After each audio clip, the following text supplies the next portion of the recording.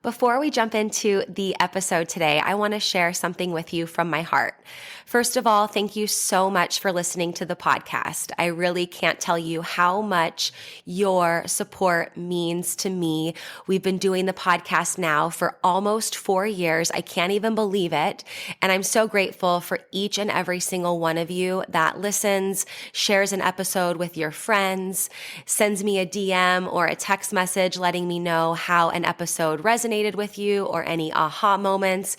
Seriously, I couldn't be more grateful to be able to create this podcast. It has been such a blessing in my life, and I love hearing the ways it's been able to provide value in yours as well. One thing you might not know is how much work it takes to be consistent with a podcast. In fact, did you know that the majority of podcasts don't make it past episode number 10? And we are well beyond that. And it's just a lot thinking of the episodes, recording them, editing them, managing the guests, making sure that everything runs smoothly and gets uploaded consistently and regularly. And so that's why I have created an amazing opportunity for you to support the podcast monetarily. And in exchange for that, you will get exclusive premium subscriber content. So for as little as $3 a month, you can become a premium subscriber of the podcast. And every month I will upload new voice-guided workouts and breathwork meditation audio for you. So that way you can work out with me, coaching you in your ears. You can also take a moment to reduce your stress and relax and come down and ground down with one of my breathwork audios. So if that is on your heart to support the podcast for as little as $3 a month to become a premium podcast subscriber, I can't tell you how much that means to me and the growth of this podcast. I appreciate you. If you're interested, click the link in the description, become a premium podcast subscriber, new content every month, and while supplies last, I'll send you an exclusive podcast coffee mug so you can have your self-love and sweat coffee every morning. I appreciate you. Now let's get into the show. Welcome to Self-Love and Sweat, the podcast, the place where you'll get inspired to live your life unapologetically, embrace your perfect imperfections, break down barriers, and do what sets your soul on fire. I'm your host, Lunden Souza. Hey, have you grabbed your free Self-Love and Sweat monthly calendar yet? This calendar is so amazing. It comes right in your inbox every single month to help you have a little nugget of wisdom, a sweaty workout, a mindset activity, just a little something to help keep you focused and motivated and keep that momentum towards your goals. So every day when you get this calendar, you'll see a link that you can click that will lead to a podcast episode or a workout or something that will be very powerful and quick to read. And then you'll also see on the top left corner of every single day, there's a little checkbox in the calendar. And what that is that's for your one thing. You can choose one thing every month, or it can be the same, something that you want to implement, and make this something that you can easily implement, like daily meditation or getting a certain amount of steps or water, for example, and staying hydrated, and even taking your supplements. This can be something if you want to get more regular doing a particular habit and routine, you can choose what that checkbox means. So if you want your Self-Love and Sweat free monthly calendar delivered right to your inbox every month on the first of the month, go to lifelikelunden.com/calendar, fill out the form really quickly, and you will have your calendar in your inbox within a few short minutes. That's lifelikelunden, lifelikelunden.com/calendar. Go get yours for free and enjoy this episode. Hey everyone, today we have Sarah Moe, a sleep expert and specialist with us today. I'm super stoked to talk with her all about sleep, all about recovery, all about these, this time that we spend, hopefully most of us, at least sometime every single night, just kind of doing it because it's just a part of life. Sleep, wake. But I've really learned so much about sleep from Sarah, and I met her originally on Clubhouse, which which I don't know if any of you are familiar with Clubhouse, but it's a social media platform that was really just audio communication between experts hosting rooms to share information, science-backed information, important information with people right through their ears. And so I met Sarah because we happened to be in, I say by accident, kind of by accident, one of the most amazing clubs ever on Clubhouse. I made so many amazing connections with these people through Clubhouse and through also a time, this was really from like 2020 to 2021, throughout a time where it was really so profound, not just for the people listening to get the expertise from all of us, but for myself too, as a coach and as a person, just being able to connect with other people like Sarah throughout such a time was so profound in my life. So Sarah, I'm so stoked to have you here today. Thanks so much for your valuable time. Tell us more about you and why sleep is like your favorite topic on the planet. Of course. Thank you so much for having me. It's great to be here. So yes, I work in sleep medicine. I am boarded in polysomnography, which is sleep studies. So I started my career in sleep medicine very hypocritically, working overnights to diagnose sleep disorders. After that, I became an adjunct professor at Minneapolis College, where I taught the sleep medicine program. And now I have a small business where I do corporate sleep education. I teach sleep classes for tired employees. So obviously I'm a little biased, but sleep is so cool. My entire career in sleep, whatever hat I have been wearing, has just been really, really interesting to see how forward we have moved with our appreciation for it in these last few years, because it is considered the third pillar of health. But when we think about health, the focus has always been on diet and exercise. From a very young age, this is forced on us. We have gym class where we're forced to move our bodies. We learn about, the food pyramid and what we put into our bodies, how it makes an impact. But none of us ever had sleep classes from a young age. And it carries forward into adulthood in a way where it causes us to suffer. That lack of understanding how important our sleep is really does put us behind. And it is kind of an American culture mindset to this whole hustle mentality, this sacrifice your sleep to be more productive. We really are getting to a point where we have learned that is the complete opposite mindset that we should be having. And our sleep is so, so important to our overall health. Yes, I'm definitely not on team no sleep. In fact, I'm one of those people, my sleep's been pretty good. And we'll talk about this too, but I'm one of those people when I have like a bad night's sleep, I'm looking at the phone. Oh my gosh. Okay. Now I'm only going to get 6 hours of sleep. Okay. Now I'm only going to get 5 hours and 30 minutes of sleep. I'm like, I know the importance of protecting it. I know how, when I sleep better, I just feel more focused. I feel better recovered. So many things that I think a lot of us know when we have a good night's sleep, but it can also be something like you said, that's, we have so much to do, go, do. That was my story for a long time. It was just like work out more, do more work, and then like sleep whenever there's time left over. And I know, and maybe people listening know too, like you can't catch up with sleep on the weekends, or, it's not like a bank where you accumulate hours, and I think people might know that, but really how true is that? How important is the amount of time that we sleep throughout the week, and how can we not catch up on the weekends, and just kind of like the overview there. And what would also be, I'll also ask too, like what's the ideal amount of hours we should be looking for in our sleep? So first of all, you're not alone. We call that panic math. When you wake up and then you start doing the math to see how much more time you have to sleep, it's very counterproductive, because when you reactivate your neurological system by doing math in the middle of the night, it makes it that much harder to fall asleep again. So just know you're not alone. We do really have a term for that. Everybody does it. It's instinctual. You wake up and you want to know what time it is, because this is going to really move kind of your decisions forward for the rest of the night. So when it comes to the amount of sleep that we need, obviously as individuals, we are all very different. I'm sure you've heard we need 8 hours of sleep every night. This has been a public service announcement for like 20 years now. But it really is based on our specific chronotypes, meaning each individual body has a different circadian rhythm and an ideal sleep time and wake time. Now, one of the most popular sleep books out there right now is Why We Sleep by Dr. Matthew Walker. And this book is very, very fascinating, educational. I don't suggest the audiobook. He's got a monotonous voice, but the information is amazing. But one thing that Dr. Walker always speaks to is that One of the most important things we can do to help keep our bodies regulated is to go to sleep at the exact same time every night and wake up at the exact same time every morning.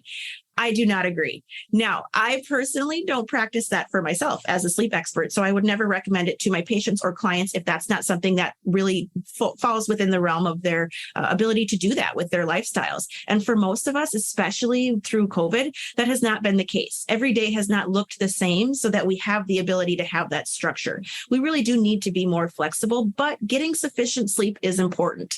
Now, 93% of people are going to feel great from 8 hours of sleep.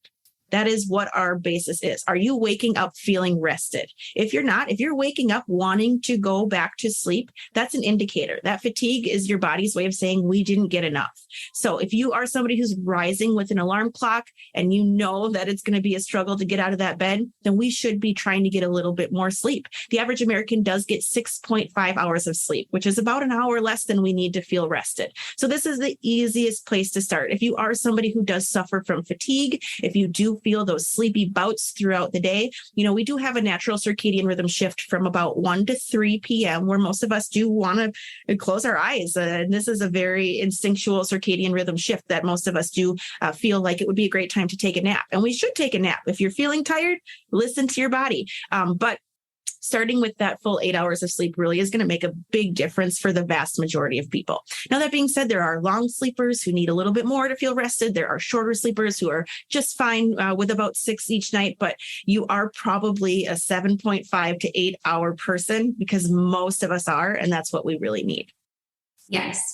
And I like that. Just having some actionable or like takeaways, things we could do, start tonight or start to think about now, but then also understanding, like you said, different people are going to need different things. And sometimes I find too different seasons of my life, seasons, I guess, of the year too, but just seasons of my life too. I notice fluctuations in my sleep or moments when I just might need a little bit more or can totally do on slightly just a little bit less. So that's definitely powerful. Very powerful, especially when we think about, not even just seasons in our lives, but those that we share houses with. So our family units, when we think about sleep, it should be kind of considered as a whole because your sleep is going to be impacted by your bed partners or your children's or vice versa. If they're not sleeping well, you're not sleeping well. It is a conversation to be had within the entire family because, of course, starting with you is the best way. Improving our sleep habits and trying to get a little more rested is going to be helpful for everybody within your household. But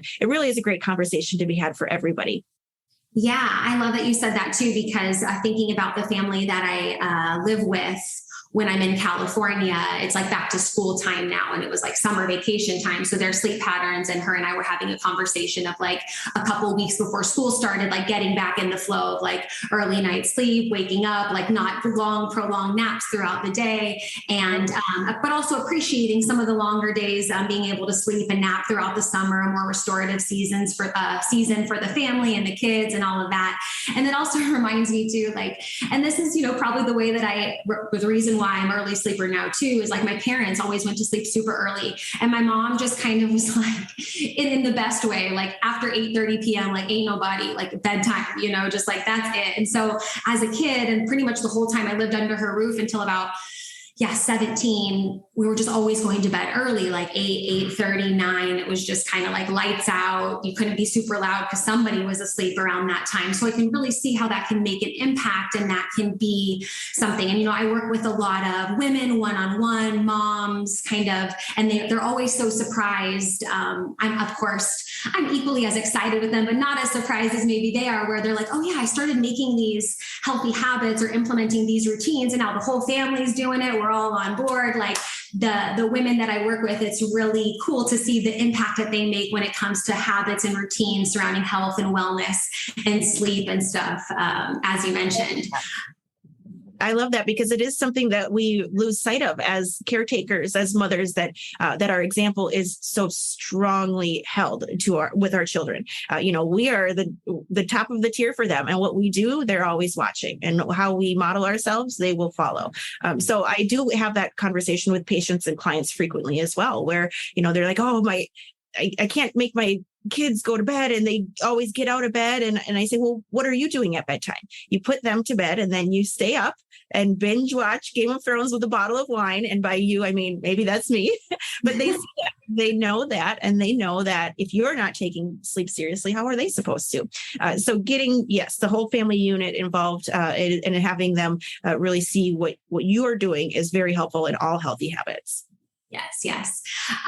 One of the things that I loved about being in clubhouse rooms with you, and of course, anybody listening can tell like your vibrance and personality and the way that you teach and coach and spread your gift. But one of the things that you would say, because we were a lot of personal trainers and nutritionists, and people were asking us like, oh, which specific exercises and plans and workout strategies. And sometimes you come on and be like, well, by the way, all the workout advice, tips, and everything in the world is not going to be as impactful if you're not like on the other end of the coin, resting, recovering, focusing on sleep and all those things. And I really do, Sarah, I hear your voice in my head a lot when it comes to sleep, just based on those conversations and those hours of time spent in Clubhouse.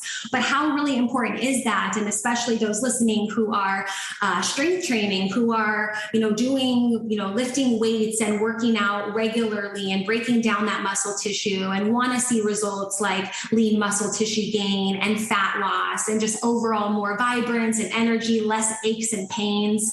How important is sleep to all of those things? Every single thing you mentioned could be a separate 1 hour podcast. Yeah, let's do them all. Yeah. So the important thing to know is that sleep is the start. Our sleep is our baseline for what's going to happen throughout the day. Whatever it is you're hoping to accomplish, understand that 8 hours, that is where your body is going to listen the most and where it's going to start its day. So for example, when we're sleeping, there are two hormones, leptin and ghrelin, that are regulated both during sleep. These are the hormones that are involved in appetite control and ability to effectively burn calories. So let's say your goal is weight loss and you are getting insufficient sleep. You're waking up with those hormones already deregulated. So instead of saying, all right, with the ability to control my appetite, maybe I would choose, an avocado toast or egg white omelet. Instead, it's okay. I'm going to grab this donut and head out the door. That right there is the start of that vicious cycle of how your day is going to look as we're attempting to lose weight. Now, transversely, if we are getting sufficient sleep and those hormones are regulated properly, all of the work that you are putting into whether it is lifting weights or cardio or all of those things are going to be even more efficient because of our good sleep. So when we think about strength training and breaking down that muscle, the recovery that happens during sleep, in deep sleep, which is considered stage 3, and REM, which is the cellular restorative stage of sleep. So every time you lift a weight, every time you break down that muscle, that is considered damage. Your body is going to damage itself in order to transform. But when our body does feel damage happening, it automatically knows, okay, we need to repair this damage. And that repair is happening in those 2 stages of sleep. So the more we're working out, the more sleep we need for that to come together. Because if you are doing extensive damage to your body and not giving it that chance to repair, it's almost like you didn't do it. So it is another conversation that we have to have, especially within, not even just the gym, but the studios and with yoga or Pilates, whatever it is you are doing, an attempt to make your body healthier. None of it is going to stick if you're not sleeping as much as you're supposed to. So it's just really important for people to not only understand you're going to feel better from sleeping more, but you're going to optimize all of those days in the gym. Yes, totally. And I think too, as you were sharing that, we all know what it feels like when those hormones, leptin and ghrelin that you mentioned are, just not regulated, not in flow there, where you kind of just, like you said, you don't get that good of sleep and you're just like craving everything that's going to give you this like energy boost, and nothing's really satisfying. Everything sounds, at least in my experience, like good and not good. It's like, I want that, but then when I eat it, it's like, didn't even, satisfy me in the way that I thought that I would. And that can really be that cycle of not sleeping, sleep deprivation, and then poor food choices or breaking. And I tell my clients and everybody listening to this all the time, it's like working out is stress to the body. It is causing micro tears in our muscle tissues. It is breakdown very much, right? And so we need to make sure that we're very much taking that rebuild seriously. Caffeine. what impact does that have on our sleep? How do we know if it's cool to, have our cup of coffee in the morning? Why do some people, like my dad, can have a cup of coffee like anytime really, and his bedtime is pretty much 9:30 always, and pretty much sleeps like 9 to 5, and just, it's not, doesn't give him that jolt or impact his sleep much. I go through phases with me. Like sometimes I notice, I don't know, 1 cup, but I'm like totally fine in the evening. And sometimes I really can still feel the impact of that later on. So what's like a rule of thumb for that? And when should we like hard cut, no more caffeine? Yeah, again, it all depends on our individual bodies. For some people, it's going to come down to our metabolic rate, how quickly we can process that out so it won't be impactful in the evening. But general rule of thumb is that we should be stopping our caffeine consumption around lunchtime. And I know the National Sleep Foundation recommends 2 p.m., but given the amount of caffeine that the majority of us do consume, myself included, I start every morning with a triple espresso. But, it's important to know that it is going to impact you. Even if you think your tolerance is so high where you really won't even be able to notice. The way it works is that caffeine is actually similarly structured to a hormone called adenosine. And adenosine is the hormone that initiates sleep. Our adenosine builds as our day goes on. Then we turn our serotonin into melatonin with darkness. The adenosine is released and it goes onto its adenosine receptor where it then initiates sleep. But when we consume caffeinated beverages, while it's similarly structured, it will go into our neurological system onto our adenosine receptor. So tricks us into feeling nice and alert and energetic, which is great when we need it. But at bedtime, when that adenosine is trying to go to its home, it can't because of the influence of caffeine. So that presence needs to be eliminated. Otherwise, this is very frequently confused as my head hits the pillow and then my brain starts racing, or I can't turn my mind off. That's because this connection is not happening from caffeine influence. So I always say lunchtime is a great time to stop because we don't even think about not only the amount that we put in, but the different ways it can enter our system. Chocolate has caffeine. There are a lot of different foods that, kind of sneak it in. And it's just important to pay attention to it because without that adenosine release connecting with the receptors, we're not going to be able to initiate sleep. Hey, really quick, I want to interrupt the podcast for just a minute to tell you about one of my favorite supplements for hair, skin, nails, digestive, and gut health.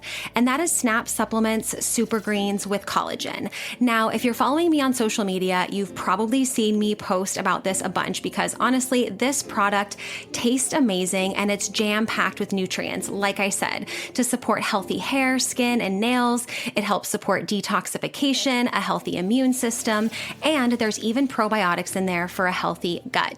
It's non-GMO, no sugar added, soy-free, grass-fed collagen, and every scoop is going to give you 7 grams of protein. And this is why I love it, because it's not like a protein shake. It's just a scoop of powder. It tastes amazing. I put it in water, or if I want more hydration, I'll put it in coconut water and mix it up.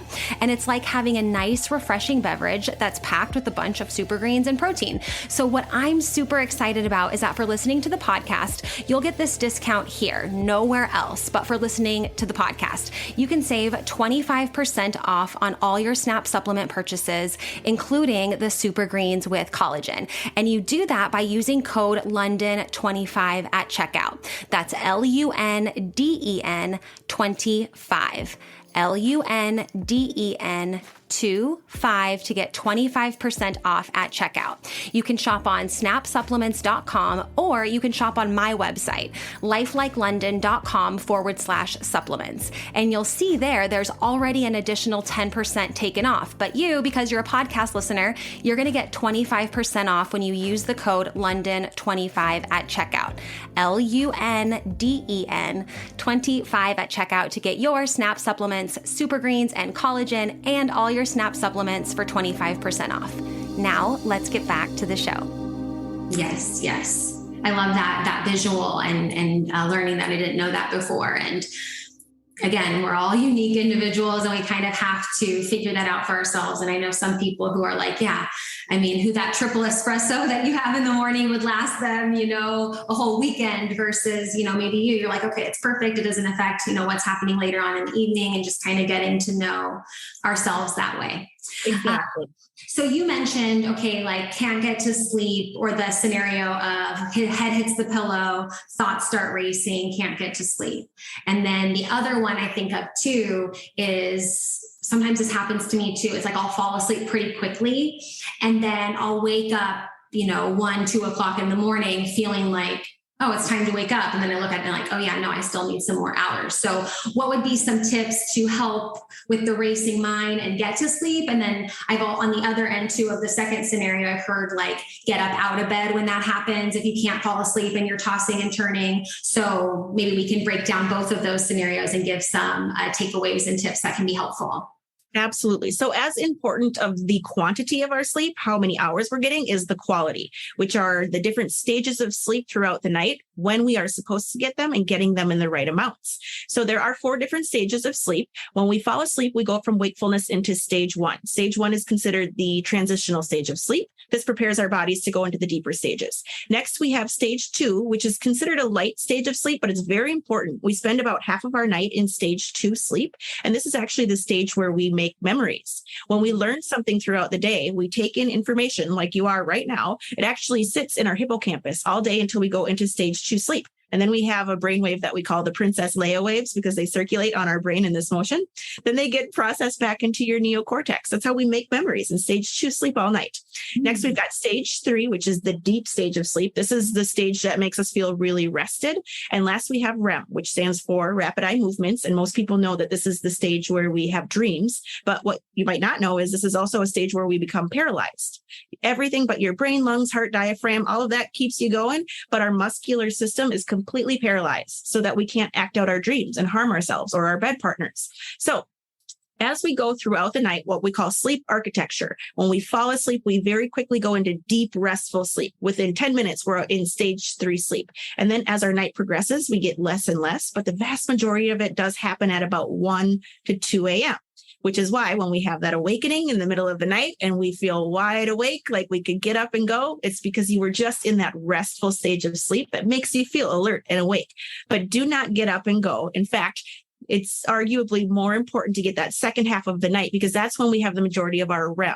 And yes, we are paralyzed, but again, it's that cellular restorative stage of sleep. This is such an important stage of sleep. In fact, without it for 6 days, you could die. So with all that REM happening kind of towards the back end of the night, this is also why when we wake up to an alarm clock and feel like, oh, I cannot get out of bed, you were probably just in REM sleep where you were paralyzed, giving us that really groggy, slow feeling. Now, for most people, we do have about 3 or 4 awakenings throughout each night. It's our body's natural way of saying, okay, this transition didn't happen well. Transitioning from different stages of sleep is very different for everybody neurologically, but for our bodies, it's a big transition, and it doesn't always go well.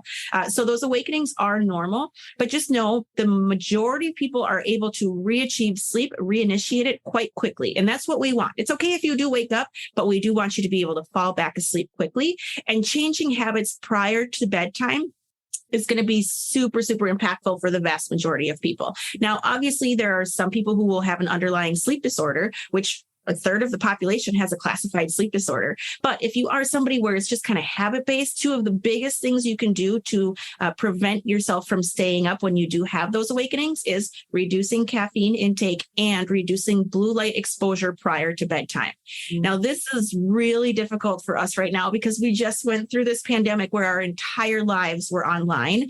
But blue light, which is the light that is emitted from devices like our cell phones, our laptops, our Kindles, our televisions, that electronic device light, is actually a really, really fast frequency. So when it enters through your retina into our neurological systems, it continues to reverberate throughout the night. It's literally shaking our brains awake. So if you do have that spontaneous awakening and then you just can't fall back asleep, there's a good chance it's because, the last thing you did was check one last email, maybe play a little Candy Crush to relax, and then set your phone down and try to go to bed.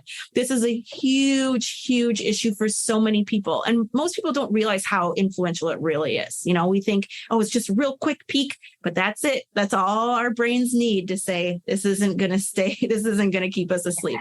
Yes. I had a client, a one-on-one client I worked with once, where literally just getting the screens out of his sleeping room, TV, the iPad that was next to it, like just all the things that he was kind of tapping into before bed, got them all out. And like you mentioned, there are sleeping disorders, things like that. It wasn't that at all. And went from sleeping about 4 hours a night to 7, just really getting into a good solid nighttime routine that didn't involve screens and phone and iPad and computer and TV. And was like, we were laughing. He was laughing one time. He's like, I literally cannot believe it. He's like, that's what I'm like, well, we didn't, that's all we did. And you said that you were on this before bed and checking this first thing in the morning. Like, let's just sleep here. Like, let's just make, sleep happen here in this space. And so that was really helpful for him. I've literally had patients tell me I haven't slept through the night ever that I can remember. And then Sarah took my phone away and sleeping like a baby. It's unbelievable.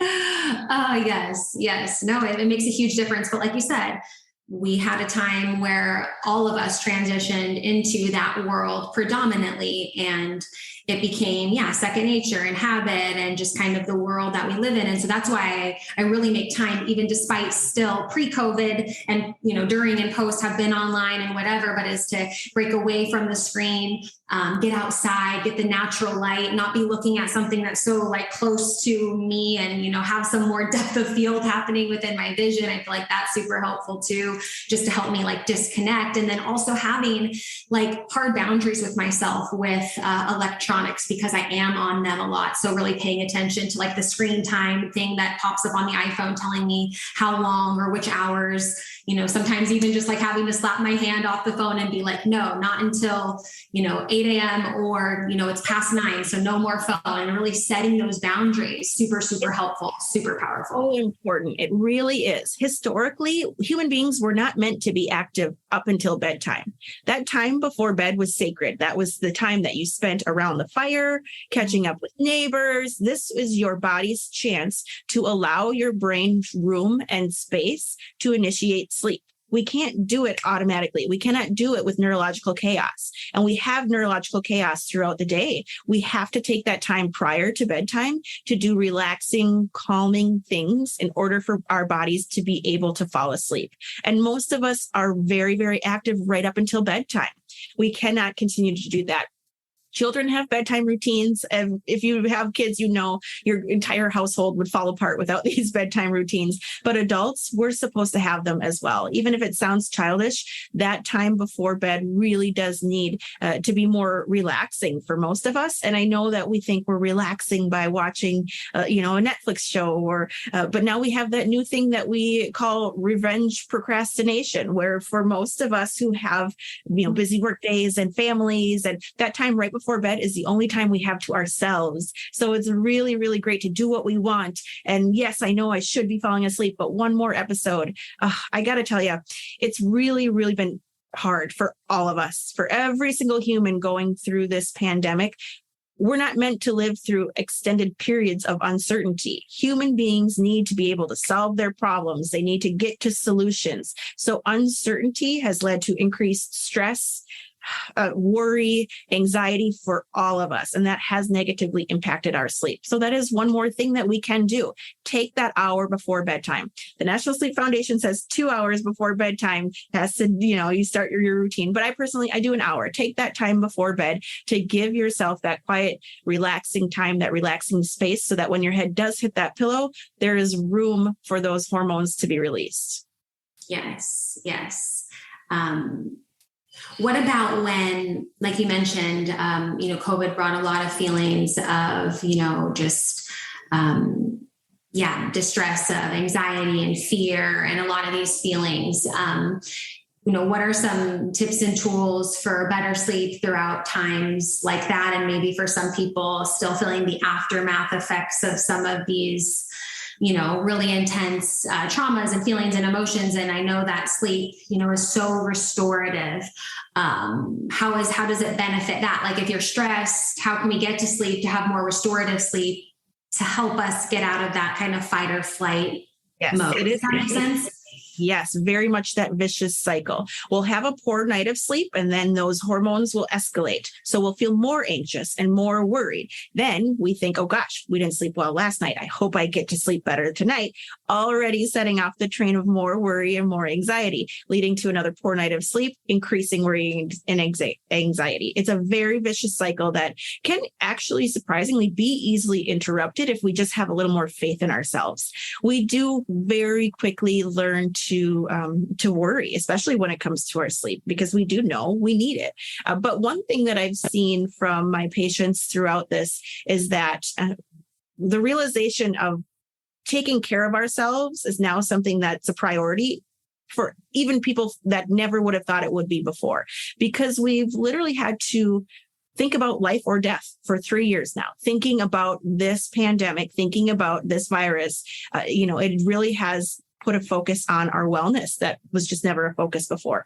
So when it comes to that worry, that stress, anxiety, those things that are keeping us up at night, literally, again, it's about the hormones and it's about that space being open and open to sleep. So the number one thing that I've heard that has been impactful, because I try a lot of things with my clients as well. I won't say journaling, but it's about writing things down, because a big part of worry for us is control. So when you are feeling like, okay, I cannot fall back asleep, or my brain will not turn off, write down the things that you're worried about. And I personally do 2 separate columns. Something I'm worried about that I can control. Okay, I've got a client meeting earlier than I wanted. I didn't finish this class, so I can write down I'm worried about this class. Here's the time I'm going to complete this presentation. Then the next column is things that I'm worried about that are completely out of my control. Okay, so now just writing it down, releasing it from my brain space and recognizing and acknowledging that there is nothing I can do about it. Why waste the worry? It can be very freeing and very helpful and very relaxing.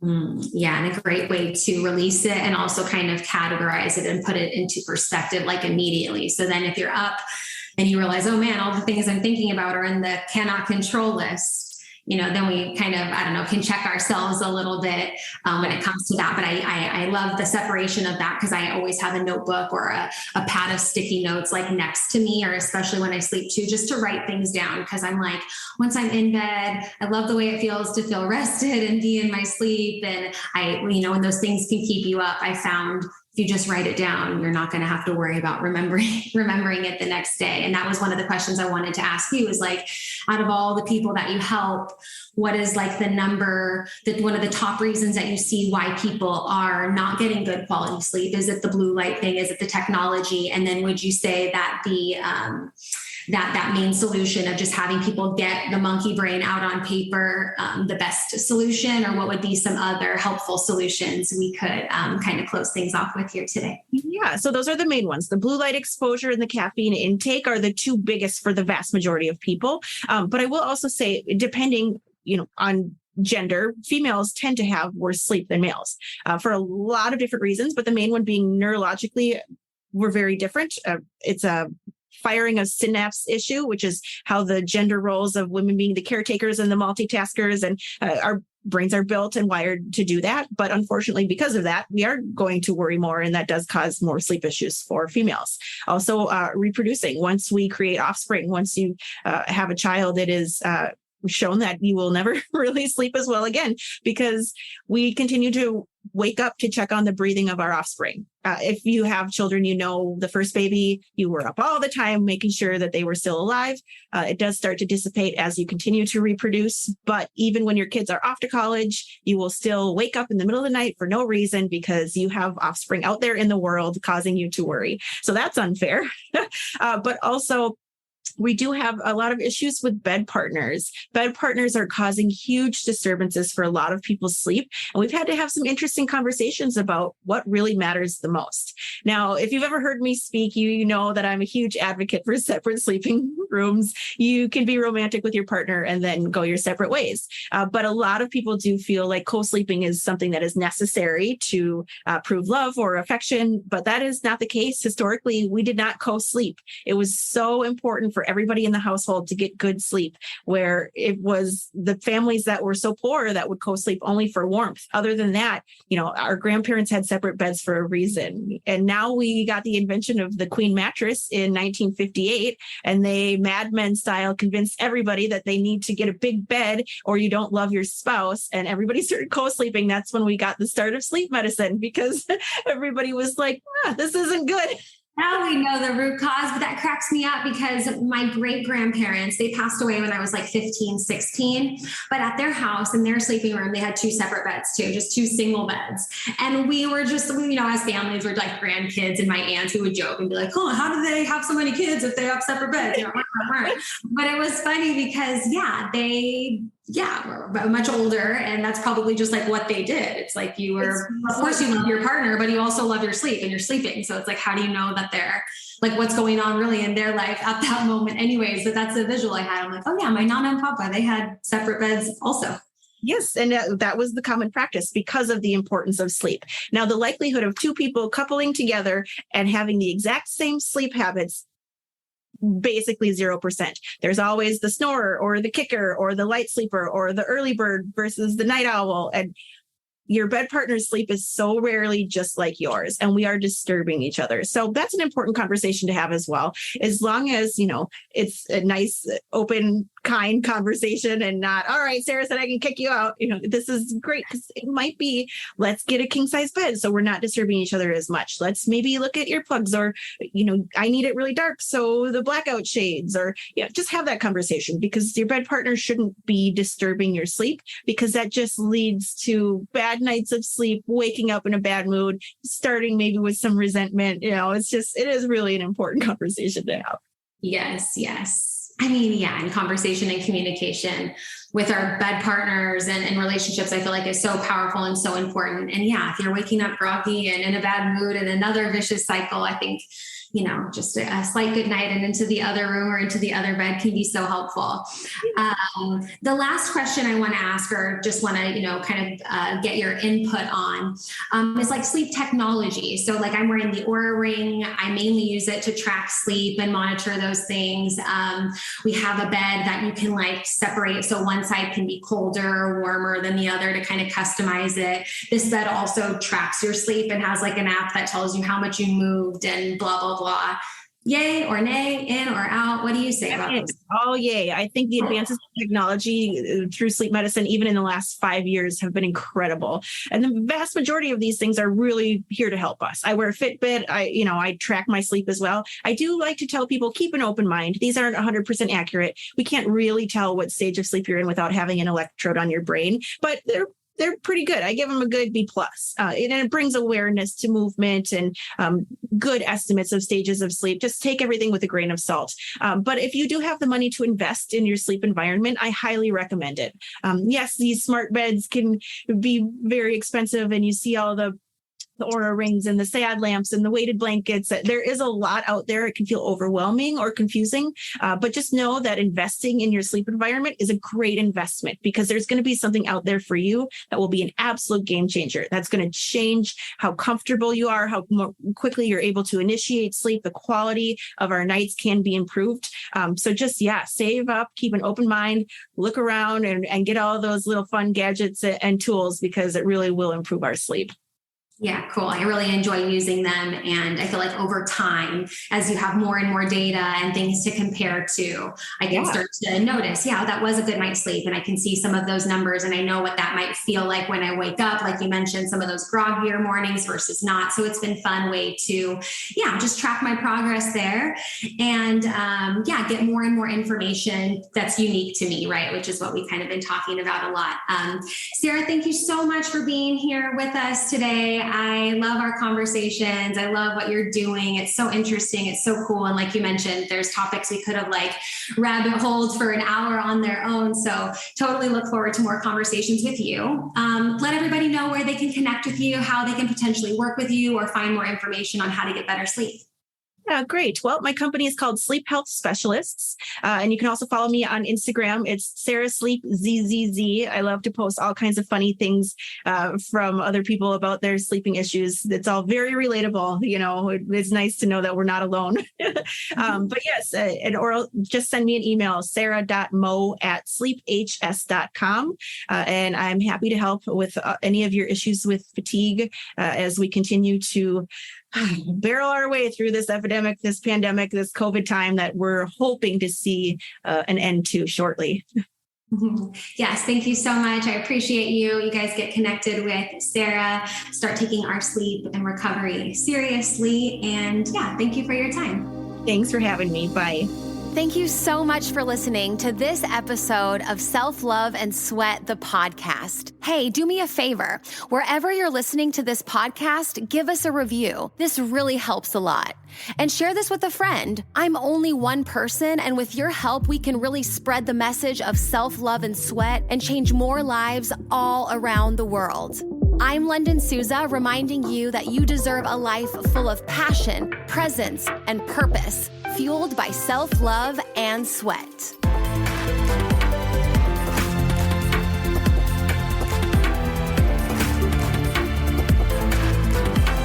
This podcast is a Hit Spot Austria production.